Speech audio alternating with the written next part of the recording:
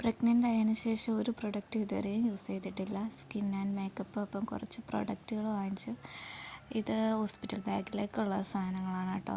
ഇത് വാങ്ങിച്ചത് ഒരു ലിപ് ബാം, ഡോട്ട് ആൻഡ് കീയുടെ, മേബിലിൻ ന്യൂയോർക്കിൻ്റെ ഒരു ലിപ്സ്റ്റിക്ക്, ഡോട്ട് ആൻഡ് കീയുടെ തന്നെ ഒരു ഫേസ് വാഷ്. ഇത് ഞാൻ ഫസ്റ്റ് ടൈമാണ് യൂസ് ചെയ്യുന്നത്. ഡോട്ട് ആൻഡ് കീയുടെ പച്ചയും മഞ്ഞയും ഞാൻ യൂസ് ചെയ്തിട്ടുണ്ട്. ഇത് വാട്ടർ മെലണാണ്.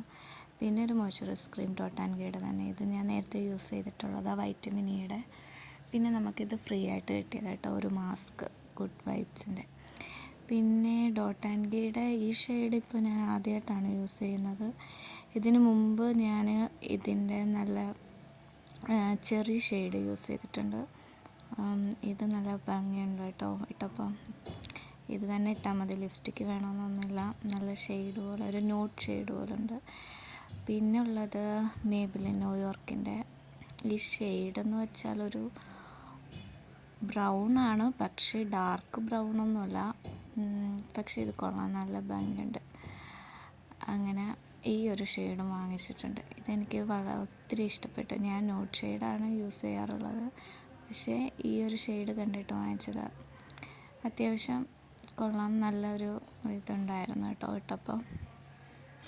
ഡെലിവറി കയറുമ്പോൾ ഇതൊക്കെ ഇടാൻ പറ്റുമോയെന്ന് അറിയത്തില്ല, എങ്കിലും ഹോസ്പിറ്റൽ ബാഗിലോട്ട് ഇതെല്ലാം എടുത്ത് വെച്ചേക്കാം.